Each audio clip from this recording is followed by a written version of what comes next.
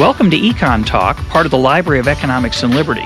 I'm your host, Russ Roberts of George Mason University and Stanford University's Hoover Institution. Our website is econtalk.org, where you can subscribe, find other episodes, comment on this podcast, and find links and other information related to today's conversation. Our email address is mail@econtalk.org. We'd love to hear from you. Today is November 28th, and my guest is Daniel Klein of George Mason University. He is the author of the forthcoming book, Knowledge and Coordination, A Liberal Interpretation. Daniel, welcome back to EconTalk. Thanks very much. So our topic for today are the ideas in your book. It'll be coming out in December. And at the center of the book is the idea of economic coordination and trying to capture what economists talk about loosely, sometimes formally, but you and I always talk about much more loosely, which is sometimes described as a market, sometimes described as complex interactions, sometimes described as spontaneous order. Talk about the underlying issue that you're trying to illuminate in this book, this issue of spontaneous order and coordination. Okay. So it's about seeing the economy as a vast concatenation of things, and talking about the better or worseness of that, but recognizing that we don't actually see it. We want to talk about the beauty of it and the improvement of it, and in that sense, the better coordination of it. The virtues of it. Yes. But at the same time, acknowledging fully that we don't actually have a window on it. And as you say, I talk about coordination and I distinguish two types of coordination. One is this concatenate coordination that we've begun to talk about. The other one is what game theorists call coordination and Thomas Schelling calls coordination, which is mutual coordination. I don't really mean so much to get into all that. What I want to get into is this viewing of it and the role of allegory in that, because we don't actually see this concatenation, but we, as it were, imagine a being who does. But let's back up for a minute. Let's talk what you mean by concatenation. You and I have talked, I think, about this before on the program, but and I think that the unseenness of this is crucial. Obviously, the invisible hand has some unseenness to it. Bastiat talks about the seen and the unseen, that a good economist only sees the seen, and a bad economist only sees the seen, a good economist sees the unseen. What you're trying to do is lift the veil, which we're, of course, in a sense, what we all try to do as good economists, lift the veil on the unseen, but it's still unseen. That's right. You've got to find a way to organize your thinking about the complexity and chaotic nature of the world. So what aspect of it are you trying to illuminate? Let's talk about the concatenation, which is a word you use a lot when you talk about coordination. What do you mean by that? Some of it's the Smithian woolen coat, right? Exactly. So talk about that. So the I-pencil, Leonard Read's I-pencil description and Adam Smith's woolen coat description both go into all of the inputs and activities that flow into the making of the pencil or the woolen coat. And just, beginning to list some of those, and it quickly expands to throughout the entire world and in some ways encompasses all of humanity, as well as contributions made generations ago in terms of producing machines and ideas and everything else. And so the idea of this is a vast, set of linkages and chains, is one way to think of it, to describe what I mean by the concatenation. But a concatenation, it's not the concatenation. A concatenation can be what you see in the pin factory. Smith spoke of the spectator in the pin factory. In fact, it's one of the only times he uses the word spectator in The Wealth of Nations, when he says that a spectator sees the division of labor on the floor of the factory. And he talks about one man drawing out the wire, the next man cutting it, the next one, so on. And that's a concatenation that we can delimit and refer to, and then speak of the coordination of. But then we can take that whole idea beyond the factory, beyond the firm, to the vaster concatenation throughout the economy, throughout the world even, as Smith did with the woolen coat. So there's, the way I often think about it is there's order built into the fabric of the world.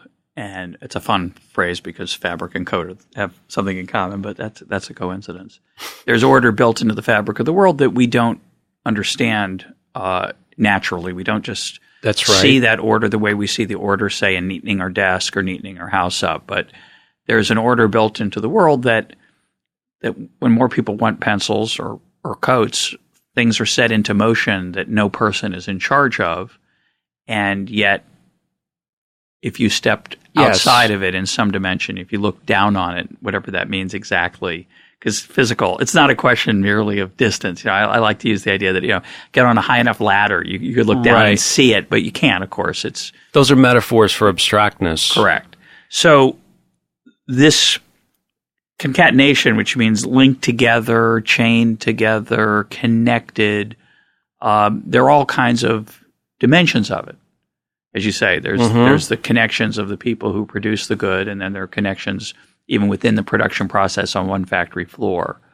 You want to give us a way to think about that and evaluate it, which is another important part of it, that we might not be able to do otherwise, and you want to use allegory. Is that correct? Yes. I think we've been using allegory, and what maybe is different in my book is that I want to declare it. I want to unfold it and declare it. Bring it out in the open. Yeah, bring it out in the open. Show how it relates to a number of major topics like communication in the market or price signals, like coordination, like cooperation, like market error and correction. And I think it's time to recognize and declare the allegory. I think there's virtues from it. So I'd also like to talk about, why I think we should do this. And one way to contrast your view which is very outside the mainstream, happens to be my view also, but our views are very much outside the mainstream in that economics over the last 60 years has moved increasingly toward a mathematical treatment of these ideas, and things that can't be treated mathematically don't get treated. And these ideas, to me, outside of a simple supply and demand diagram, which is pretty powerful, but outside of that, the complexity and the richness of what you call concatenation can't be captured through equations. And the allegory, perhaps ironically, perhaps surprisingly to some, you're going to argue, I think, is a better way to illuminate than a formal mathematical treatment. I'm not so wedded to holding this up against mathematical treatments. In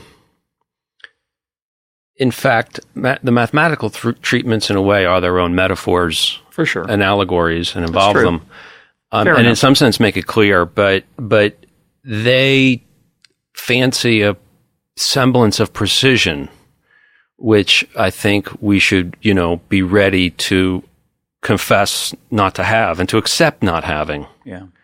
So there's that element of it's the awkward, allegory. Though. It's a little embarrassing, right? Sure. You'd rather be precise than imprecise. You'd rather you want to be scientific. Yeah. Shall I go into... I wanted to talk about two of Smith's metaphors.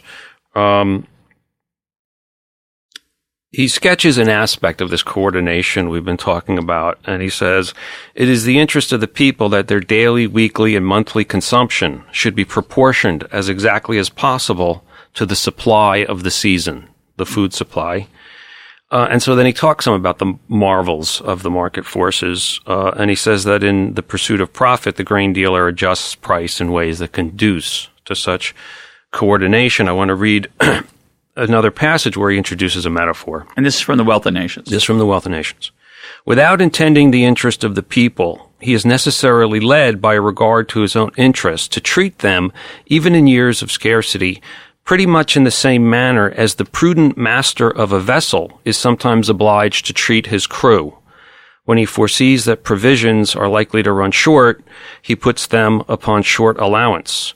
Though from excess caution he should sometimes do this without any real necessity, yet all the inconveniences which his crew can thereby suffer are inconsiderable in comparison to the danger, misery, and ruin to which they might sometimes be exposed by a less provident conduct. So, that's a great quote, which I don't remember. He introduces a metaphor about how the market works in a way like a benevolent crewmaster. Yes. Who has a kind of view, who beholds, as it were, the concatenation of the eating and, the hunger on the ship, and adjusts things in a more beautiful way from his point of view. Okay? And he's that master of the vessel, the captain of the ship, is foresighted and prudent. Yes. He looks ahead. He sees that there might not be enough. He's worried. That's right. And he, through top down, arbitrarily says, not so much today, maybe we'll need it tomorrow. Right. And then he says that the grain dealers in the market basically do something parallel. Correct. Although from different motives and perspectives. And this crewmaster is a miniature of the following. The individual generally indeed... Is this a quote again? There's another quote and another metaphor. I think you know this one. It's from the Wealth of Nations also? Yeah. Something about some anatomical reference. Go ahead, yeah. Yeah, the individual generally neither intends to promote the public interest nor knows how much he is promoting it. And by directing that industry in such a manner as its produce may be of the greatest value, he intends only his own gain, and he is in this, as in many other cases, led by an invisible hand to promote an end which was no part of his intention. So the crewmaster is a metaphor, the invisible hand is a metaphor, and by extending a metaphor, we develop allegory. The dictionary says allegory is an expressive style that uses fictional characters and events to describe some subject by suggestive resemblances, an extended metaphor. And we have seen some people do this. For example, Edwin Cannon once said that the reason it pays in the marketplace to do the right thing, to do nearly what an omniscient and omnipotent benevolent Inca would order to be done, are to be looked for in the laws of value. And I propose actually developing this allegory and being mindful of it. And I, in the book, do so, and I call this benevolent figure Joy. It's like a monotheistic God, you might think of it as. She's universally benevolent. She has superior or super knowledge. I don't like to use the word omniscient, but certainly super knowledge, and also a sort of godlike ability to communicate personally with each individual. And individuals believe in Joy's benevolence and trust her knowledge and value her love and approval. So this is all in an allegory. I'm not saying this is the way it is. This is all in an allegory. You don't think there is actually a creature or a being called Joy? I don't. I don't. I mean, right. I don't. I'm not religiously inclined, and I mean, I don't deny it, but I don't actually think it. Like at home, I pray and I really feel like I'm in touch with God or something. But so it's an allegory. So the question is it a useful allegory? Yeah, is it a useful allegory? And in the allegory, she communicates with us in some manner, and there's still more to it that I want to. Go ahead. So suppose she speaks to Bridget, a baker. She tells Bridget that perhaps she should buy new ovens or look out for better deals in flour or advertise her confections. And she communicates these instructions to Bridget. And there's a sort of meeting of the minds between Joy and Bridget. Now, Bridget is, again, sensible to her benevolence and ethical wisdom, and Bridget feels entrusted to advance what Joy finds beautiful. She generally follows Joy's communications in the allegory that I get to write, right? Because this is obviously just creative writing. It's a fairy tale. The signals from Joy are embraced voluntarily by Bridget. It's not a dictatorship, at least not my story, my allegory here. It's a voluntary choice on Bridget's part. She can go against Joy's suggestions, but she might, pay a price. She might pay a price just in terms of Joy disapproving of her or something like that. She maybe she does so from what Smith would call her sense of duty. And those communications from Joy tell her to take actions rather like the market signals would lead her to take. So when we talk about, the profit seeking baker doing this, and this, and it working out good for everybody, and it being a form of cooperation with society, that she's following price signals, right, and so on. I think that is referring back not necessarily to this exact allegory, and we can change it, and we do so as needed, and we can also dispute aspects of it about what's most valuable as a way to draw the allegory. But I do think that all that talk is actually referring back to some such implicit kind of construction or narrative. And in that narrative, there's bona fide communication. There's beholding by Joy of the coordination of the vast concatenation. So she's actually seeing it. We don't see it, and Bridget doesn't see it. But we're cueing off her, almost like a quarterback. And so we're cooperating that way in the allegory.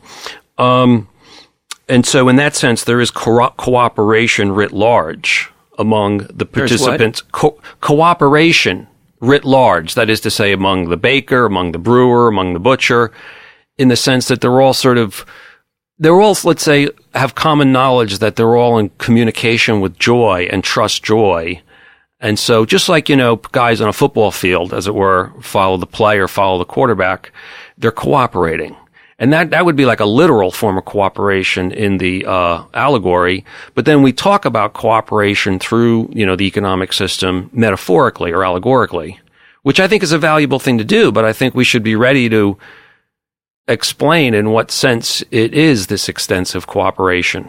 Because otherwise people will challenge us on it and point out there's a lot going on there besides actual literal cooperation between two individuals.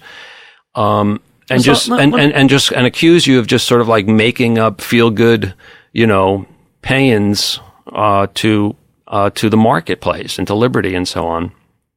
Right. Well, there's no doubt that one of the accusations against free market folk, liberals in the classical sense, are that they're dogmatic or about their beliefs about the power of the market, or markets can solve every problem, and poetic sometimes. Sometimes.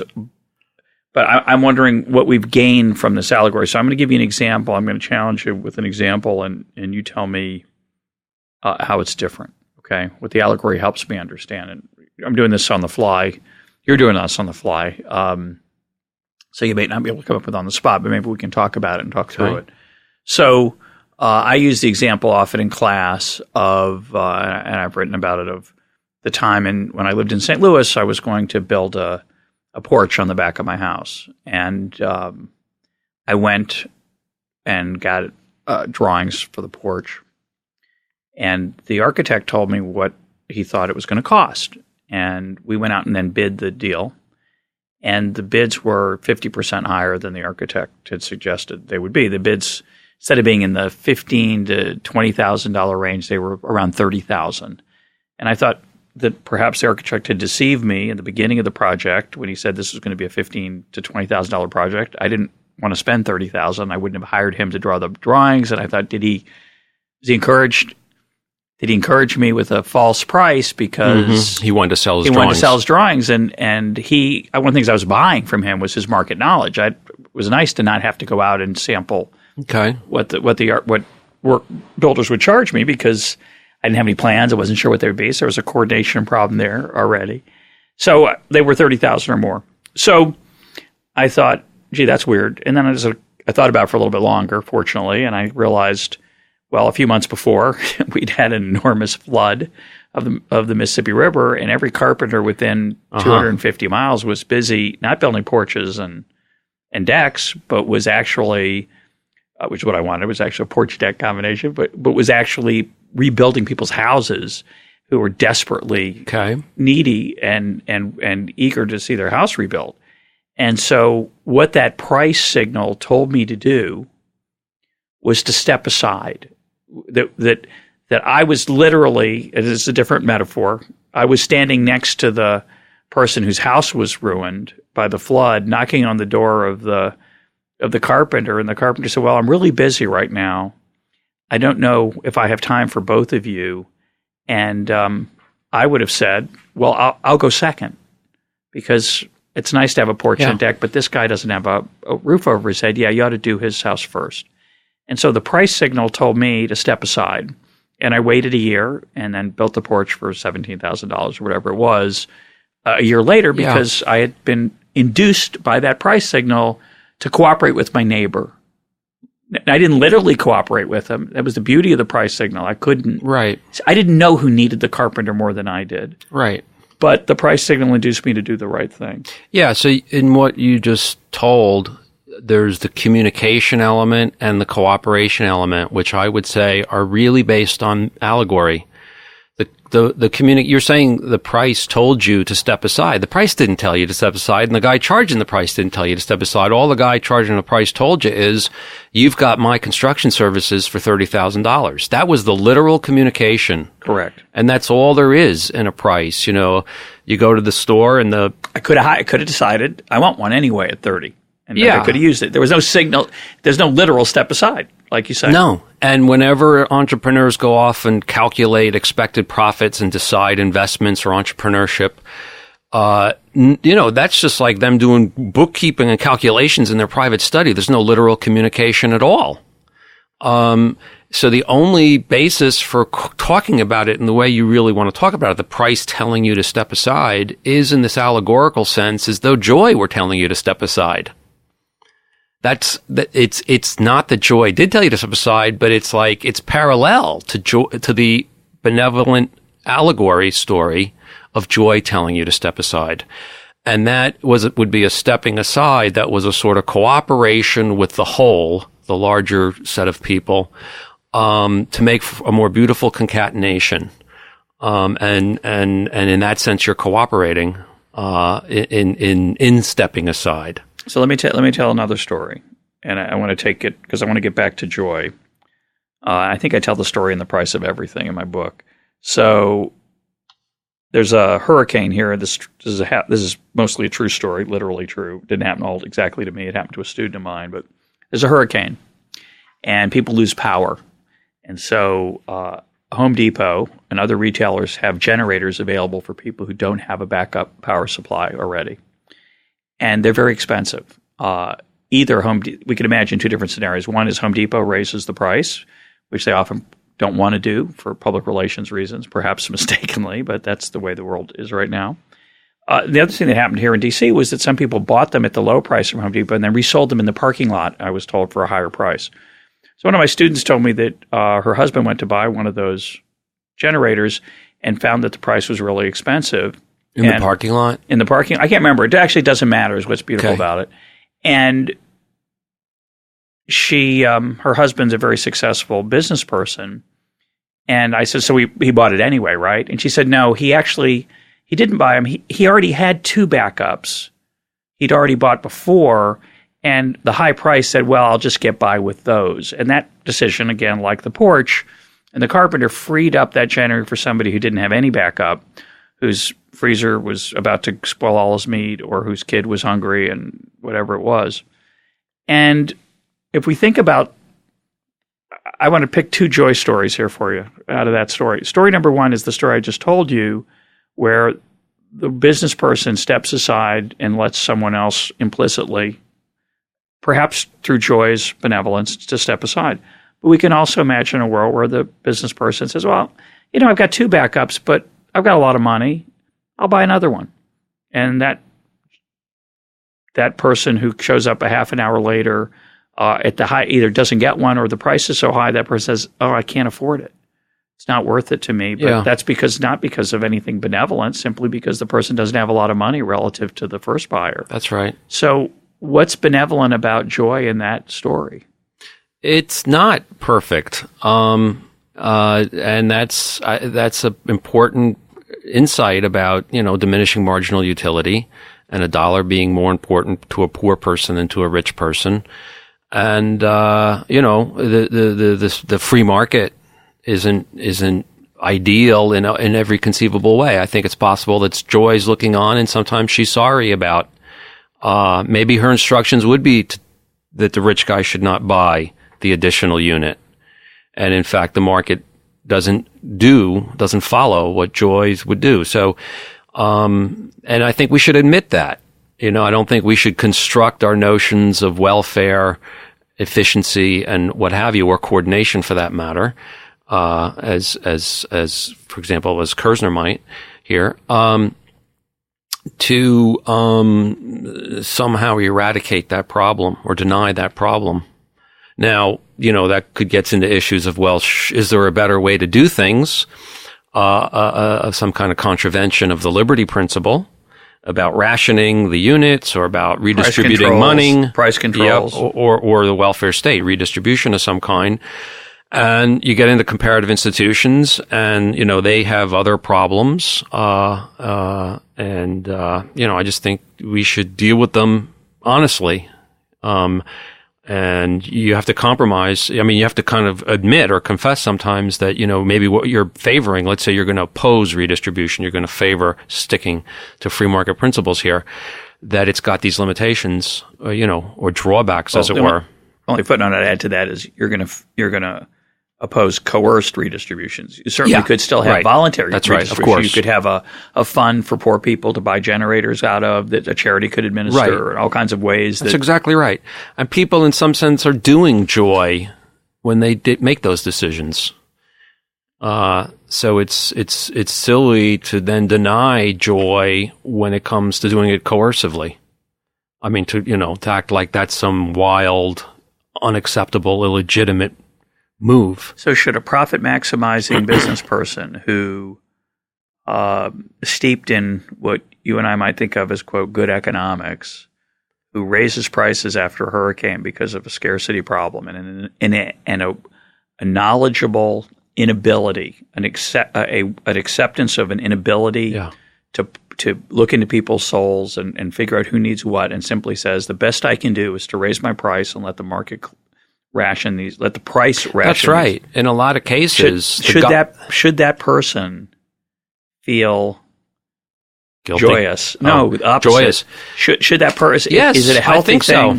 For that profit motive? Is it a better world when that person says, "I'm not just doing what serves my self-interest. I'm doing what's good for Joy. I'm Absolutely, doing what's good for society absolutely. At large." I think that economic theory helps to authorize the pursuit of honest profit, and ought to, give the guy who makes a lot of honest profit a strong sense that, I've done my best to serve universal benevolence. I really couldn't have done it a better way. I'm glad I made all these profits, and I understand how it conduces to the coordination of the larger concatenation, or however you want to put it, social good. Absolutely. That's one of the funny things about Adam Smith's books is, like, when he talks about these guys in the wealth of nations, the merchants and so on, it's like he kind of talks about them as though they're never going to read his book because they're always just thinking about their profit and never thinking about the social good it does, by his own description. But Adam, if they just now read your book, now they can think about both. And I guess, I would argue, I assume you would too, that the beauty of the system is they don't need to read the book. That's right. That's right. But I think it helps to read the book. Yeah. Because there are those, interstices where you don't just maximize profit. Because things aren't, don't fit the simple story or something. Yeah. Let me ask you about that. The key phrase, the key word in that phrase of the pursuit of honest profit for me is the word honest. Right. I think the challenge to being a moral person who has to inevitably interact with others is that word. And so I've been thinking a lot about this Richard Feynman quote lately, which is, he says, the most important thing is not to fool yourself, and you are very easy to fool. And so I think the danger of this worldview that you and I share that you're elaborating here is that you will distort what you consider honest because of the comfort you get from thinking that profit in and of itself leads to good outcomes, that it makes joy happy, and it can then justify in your heart things that are probably not honest if you're not careful. And so to me, that's the danger of the business person reading the book, is that the merchant thinks, well, profit's good.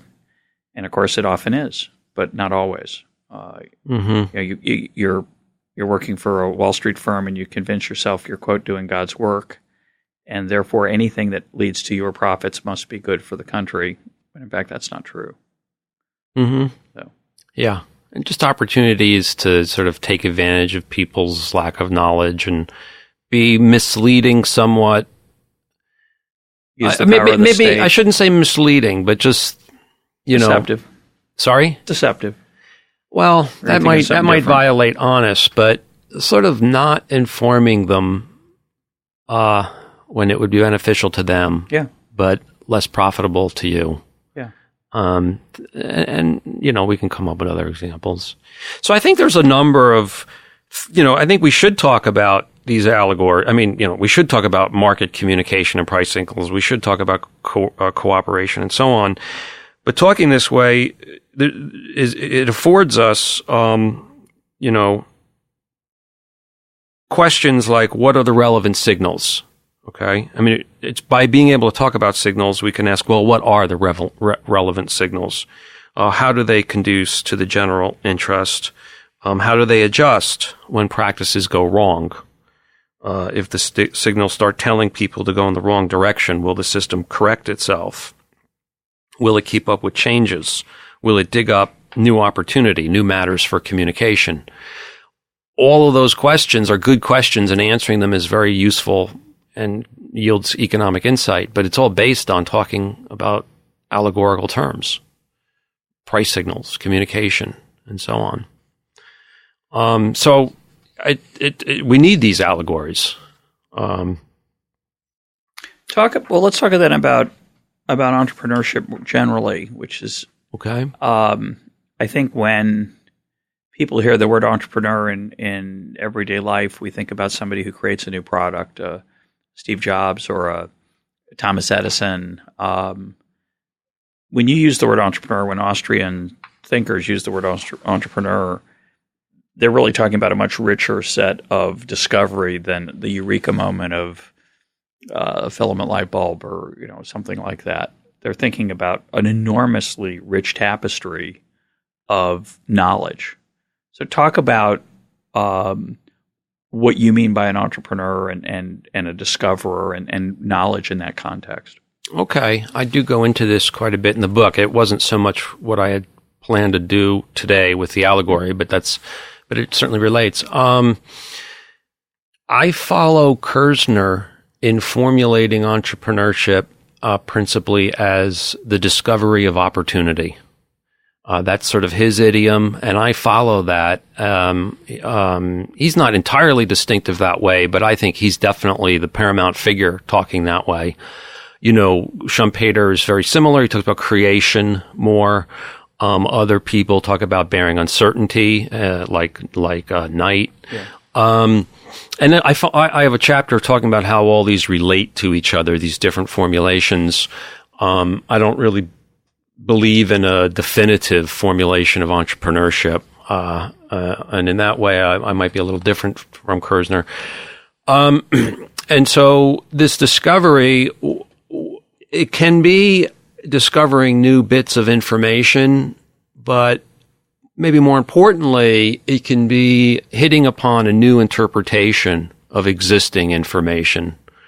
Suddenly, Caruso, think a simple Caruso example, and one day he realizes that he could catch more fish by making a net. And maybe there's been no new information that brings that about. It's a sort of epiphany, an insight, the light bulb, and it's a new interpretation of the information he had, you could say. Is the Paul Romer-ish idea of recipes that there's nothing new. We're just figuring maybe a different way to combine stuff that we already have and see around us. Yes. And so the idea of like new interpretations and getting into the idea of asymmetric interpretation and how all of the knowledge out there in the vast concatenation is disjointed. That speaks to some of that richness that I think you're referring to.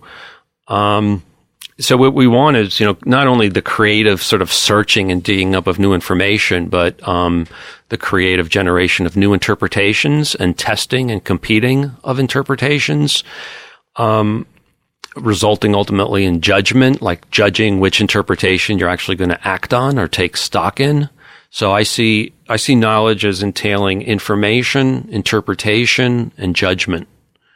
And I do see that as a richer kind of Michael Polanyi-ish, understanding of knowledge, that does go beyond how economists talk about it, because they kind of flatten knowledge down to information. Yeah, you use that phrase a lot in the book, and I think that's very powerful. That's a metaphor too, right? Mm-hmm. It implies like sort of a hammering process, and what you're left with isn't necessarily you get a cracker instead of a loaf of bread. It's drier and less vibrant, perhaps. What do you mean by that? The flattening of information, the flattening of knowledge down to information. There's a tendency to confine the discourse to stories where everyone has the same underlying interpretation of things.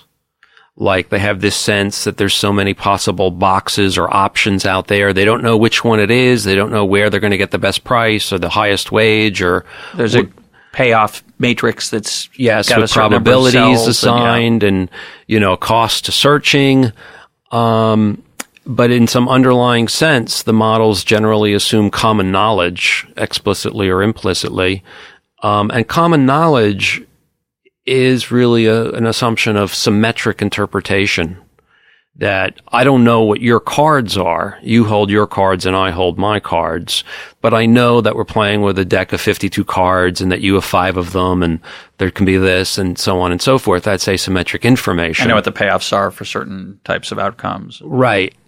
And so they want to confine the discourse to that kind of talk, which basically, leaves them not addressing these other aspects of knowledge's richness, which matter to the issue very often, particularly to, I think, policy issues and the reasonableness of government intervention. If you're talking about a government intervention and you've kind of already assumed that there's symmetric interpretation, sort of a sense of what the options are and the possibilities and the costs of doing things, then there's a sense of being able to sort of optimize within that and maybe tinker with some of the incentives and so on, which, interventionist economics, hopes to do and tries to do. But if there's more of this humble sense of actually it's the world's full of disjointed knowledge, we all have different interpretations. What this so-called government expert says about how it works is just one guy's story, and he's got an agenda and a selfhood that he's trying to maintain and trying to lead people in a certain direction, and so he's making it sound simpler than it is. If you look carefully at what he's saying, you can start to think about all the stuff he doesn't know, or can't know. Actually, you can't think about all of it, but you can start bringing up illustrations about that there's a lot he doesn't know or can't know, which then, generalizes. And so the whole idea of the pretense of knowledge in interventionist economics, I think, is informed by this richer approach to knowledge, that it's more than information, it's also interpreted. It's another good example of this richness is like people say, look at the internet, there's so much information. And there is. And there's so much, so much information is now like so readily accessible. But what about the right interpretation? Yeah. Information's great, but shouldn't be confused with knowledge. Yeah. And people are trying to use the internet to create knowledge. It's much harder. Yeah. People, there's not been a lot of convergence on interpretation. Yeah. That's really interesting. I want to try to bring it back to joy for a minute. Sure. Maybe you don't want to, but let me let me try.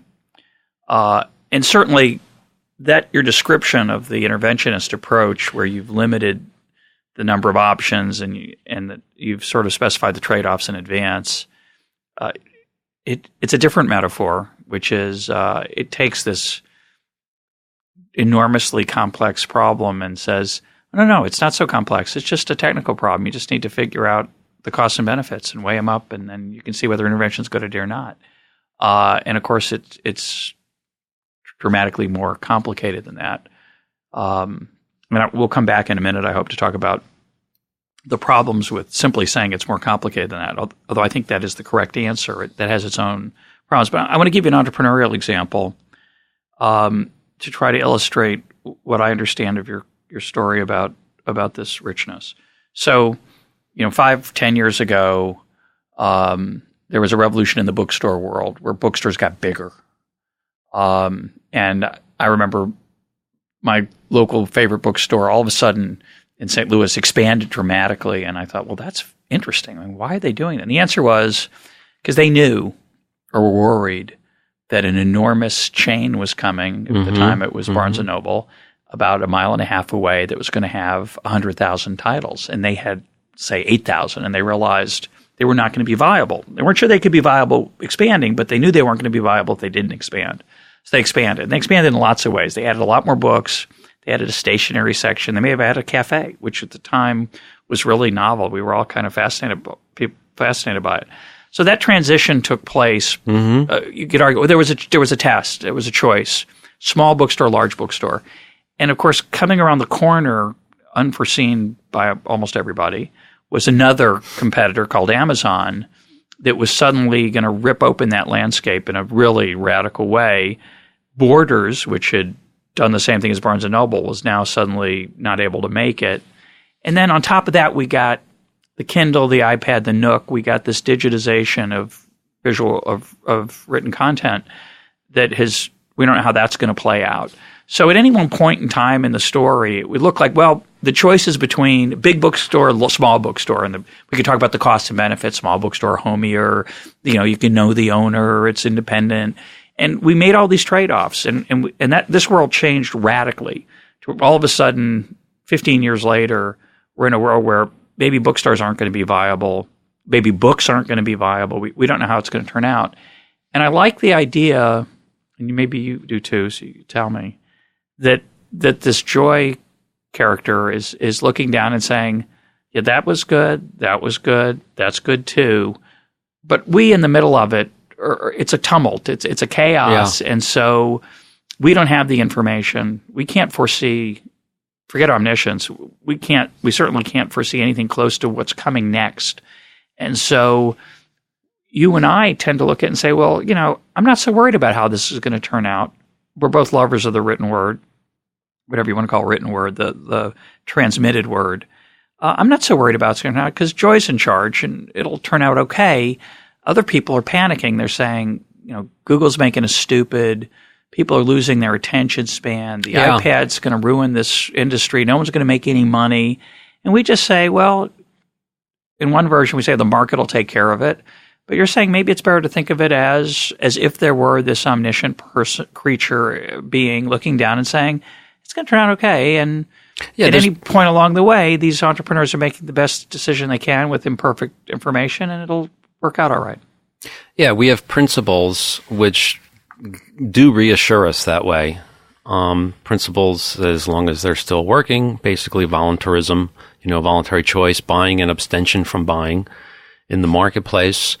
That does give us a lot of reason to believe that what will thrive will be good and what will perish, should perish in Joy's eyes.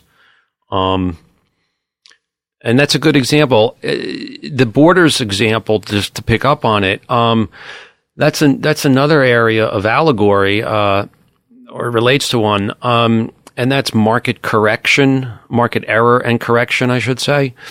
And I think we would tell the story as economists about Borders moving in a certain direction there, and it turning out unprofitable, and it having been a market error, which then gets corrected.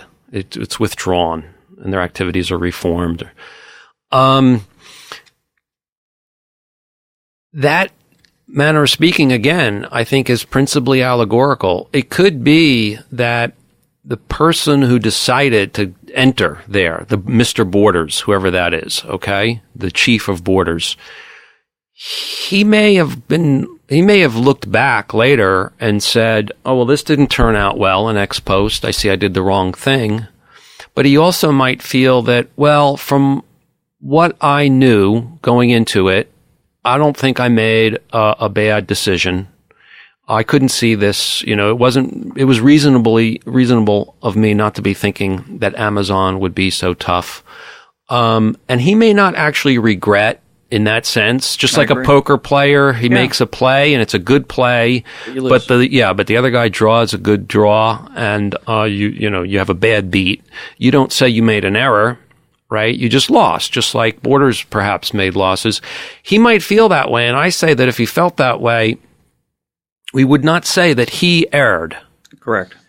And so it's possible that we have market error without any actual agent error. Agreed.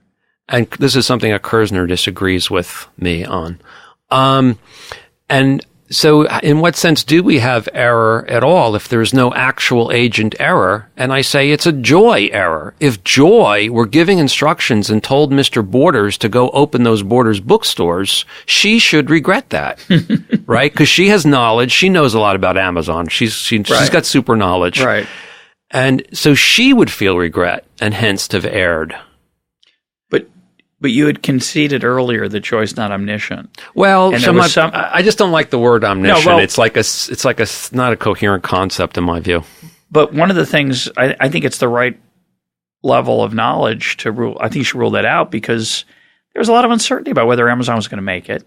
If Amazon hadn't make it, if Jeff Bezos had a set of migraine headaches and maybe made some bad decisions during that stretch where their future was uncertain, Borders might be a thriving competitor of Barnes & Noble, and the Kindle wouldn't have been invented. And we can imagine a set of futures where the Borders CEO made all the right decisions. Right. You don't beat yourself up over every decision that doesn't turn out well. So I like the idea of saying that Joy doesn't know exactly how that's going to turn out either. I'm not committed to saying she knows exactly, but I do want to, when we talk about market error there, I do want to talk about Joy knowing enough that if she had told him to do that, she would look back and say, oh my goodness, I overlooked that interpretation where that would turn out badly and I should have seen it. That's what an error is.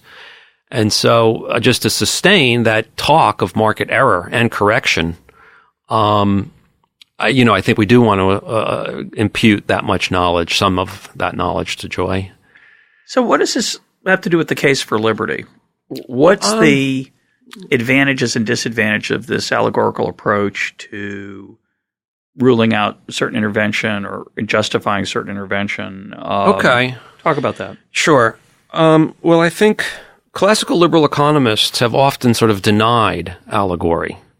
And I do think there are problems with doing that. They might play into the role of someone who's unattuned to the social, to social embeddedness, to social effects. And again, in issues of maybe the welfare state or maybe local externalities based on, the opening of a strip joint or, different kinds of things, when classical liberal economists just sort of like are unwilling to talk about certain effects and certain social consequences, I think they're playing into this caricature of them, which unfortunately isn't as much of a caricature as it should be, that they're sort of unattuned to the social because the allegorical represents the social.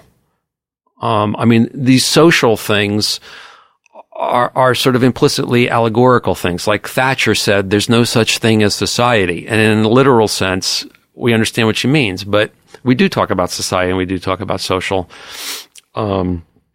effects and things that matter across people and among people. So I think they run into that trouble. I don't know if you want to... No, go ahead. they nonetheless speak of market communication, coordination, social error and correction, and so on, in ways which aren't sustained by literal definitions of those terms, as we've seen with the prices. And so they contradict themselves. They fall into inconsistency, and that opens them up to charges of what are you talking about? And if they're not ready to deliver the allegory, they're not going to be able to answer that question. So does this have anything to do with utilitarianism? So, for example, if in a sort of neoclassical public finance framework where one of the criticisms of that from the left is, you just think everything can be put in dollar terms and you can just add everything up and then make a green eye shade calculation. One of the things, and this is maybe my bias working, when I hear you criticize some of the classical liberal approach, meaning market friendly, but without this richer understanding, they're ignoring those effects of society that you're talking about. You're saying there's something to that criticism of a cost-benefit approach, that everything has to be monetized, and that none of us make decisions that way. Nobody says, and I don't mean this as a methodological point. I mean this as a point of, if we seek the good life, no one says, well, I'll do what's most profitable. No one monetizes literally or, I think, figuratively their daily activities. Therefore, when asked, is this a good policy? I don't think anybody other than economists says, well, let's add up the costs and benefits and see where the net gain is. Is that part and parcel of your criticism? It relates, but I don't think it relates so simply. I think there's allegory going on in cost-benefit analysis. Big time, yeah. And I think it's not precise and accurate. It's actually loose, vague, and indeterminate, a lot more than people admit, and perhaps are even aware, because of all the different ways you can talk about willingness to pay, different assumptions, different conditions. But I think all this definitely does entail some kind of like social aggregation and social sense and social costs and benefits and balancing, and strong sort of Mises Rothbard approaches sort of deny social aggregation at all, any role for it. I don't want to make it sound all precise because it's not, but there's definitely a sense of social aggregation in all this, and in Smith. So this is different than the Mises Rothbard tradition, and I think that's an important development because I think we've been sort of led into a cul-de-sac by that tradition. Why? They try to make things precise and accurate. They pretend to be categorical, sort of 100%-ish. In their claims, when they really can't be. And like I say, then they go off and actually contradict themselves often. And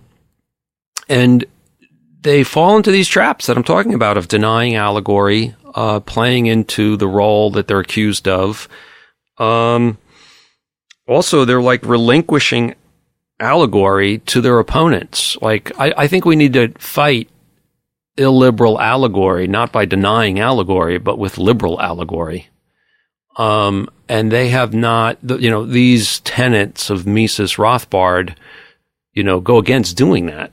They actually discourage that. At the same time that I think in a way some of them contradict it, particularly the ones who try to blend it with Hayek. But couldn't you argue that, if you take the extreme modern version of the economist as technocrat, which is, I'm going to build a social welfare function.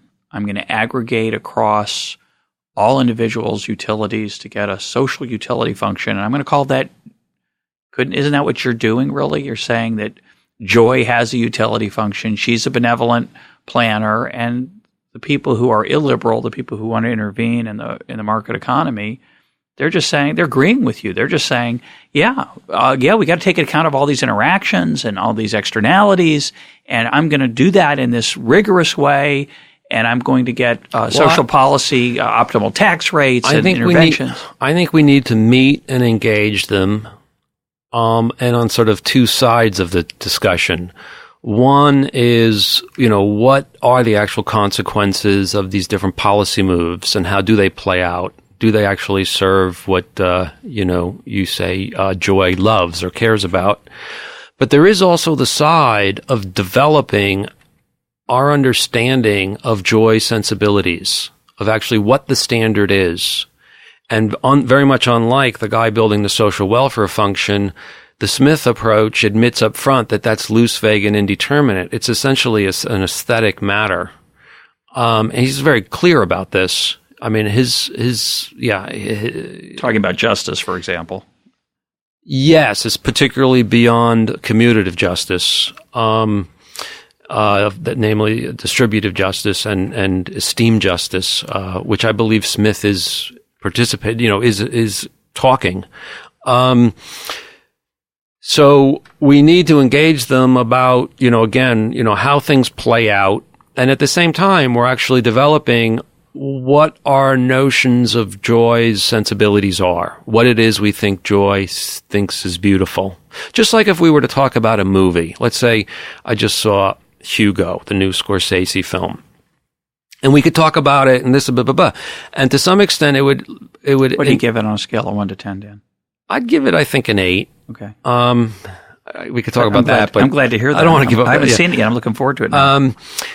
We could talk about, is the movie successful? Is it effective? What it do right? What it do wrong? But at the same time, we are developing our sense of what is a good movie. I mean, how do we develop our sense of what is a good movie? It's by watching and talking about movies. It's not like we have an algorithm, a social welfare function analogy to, a good movie function or something. No one's written down the formula for producing a good movie, and they never will. Right. In that sense, it's loose, vague, and indeterminate. And it would be a mistake to think that we should work on that formula because if with enough effort and time, we'll figure it out. Right. It's better to recognize in advance. You can develop criticism that are loose, vague, and indeterminate, or like the rules that critics lay down for what is sublime and elegant in composition, as Smith puts it. So you can develop points and principles and insights and some some guiding maxims and so on. But the idea of like working out the definitive algorithm is preposterous, and it's something that Smith sneered at or scoffed at.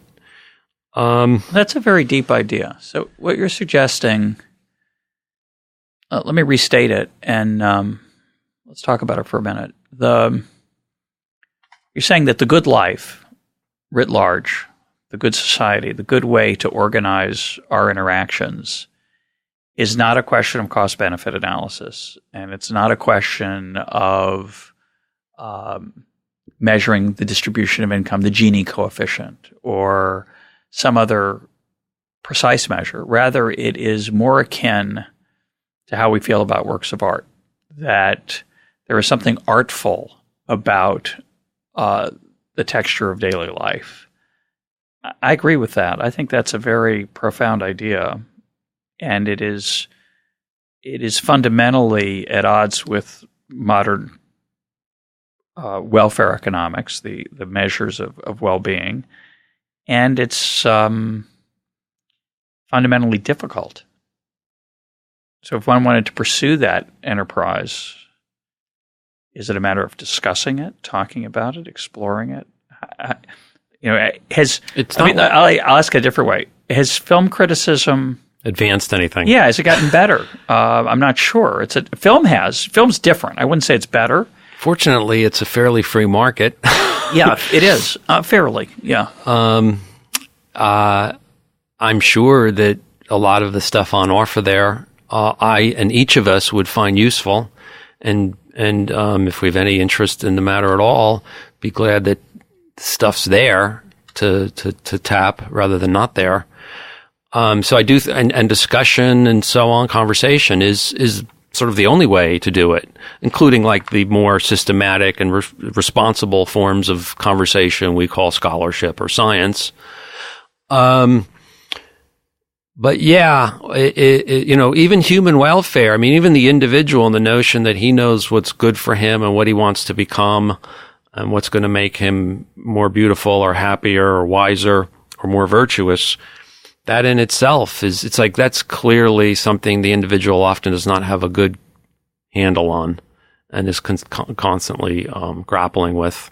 Well, yeah, the choices we make are aesthetic in nature, right? The decisions we make about who to marry, where to go to college, what to study, what field to go into, those are not scientific at all. Right. And we tell stories about them to ourselves. That's right. We craft our own narrative, our own allegory of our life, and we get committed to things, but then, are we overly committed? Yeah. Should we give up this commitment and then try to shift and become something else? But yeah. Yeah. But we're almost out of time. You want to say about something else or two? So yeah, I've got there's a couple more benefits from declaring allegory. I'll just kind of mention these. Yeah. Making the allegory explicit, I think, helps to make it innocuous. When we talk about joy as super knowledgeable, benevolent, having this godlike ability to communicate personally, the more we talk about that, the more we see it's not like the government. And the idea of like seeing the government as joy becomes more and more clearly wrong, ludicrous, exactly. So I think making it explicit helps to make statist, forms of joy innocuous or avoidable. Again, I think it helps us confess the looseness of aspects of our analysis. We've talked a little bit about that, particularly joy, sort of aesthetic sensibilities. I think that the allegory can, to some extent, help to answer, in a classical liberal way, the yearning for larger meaning and connection.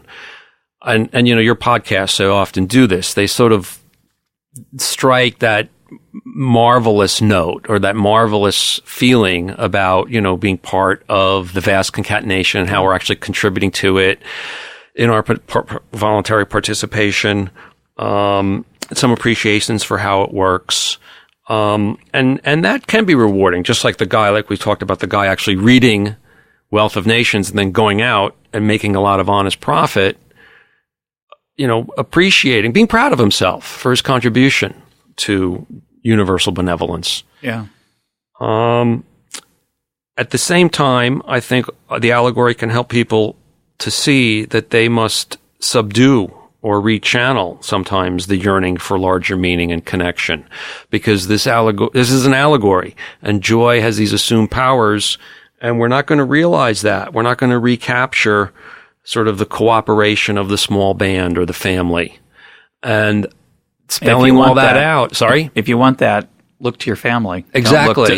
Don't look to That's Washington. Exactly right. So it kind of teaches us to subdue certain of these yearnings for larger meaning and to rechannel things and find and satisfy our meanings, in our family and our friends and job and whatever, sports, whatever you're into, and not politics. It's kind of like there's liberalism is not a philosophy of life, but I do think it helps in a philosophy of life, kind of telling the individual where not to look.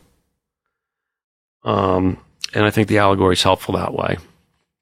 So Yogi Berra, this is my final remark, once said, if you don't know where you're going, you could end up somewhere else. And Theory of Moral Sentiments was published in 1759, and it was deeply allegorical.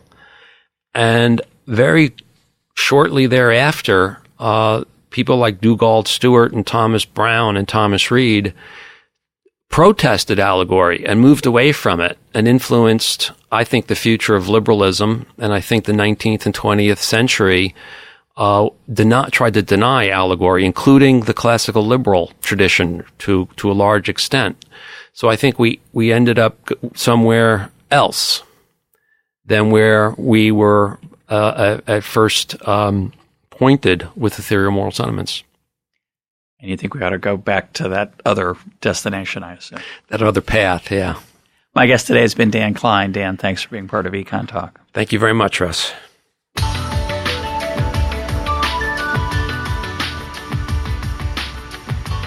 This is EconTalk, part of the Library of Economics and Liberty. For more EconTalk, go to econtalk.org, where you can also comment on today's podcast and find links and readings related to today's conversation. The sound engineer for EconTalk is Rich Goyette. I'm your host, Russ Roberts. Thanks for listening. Talk to you on Monday.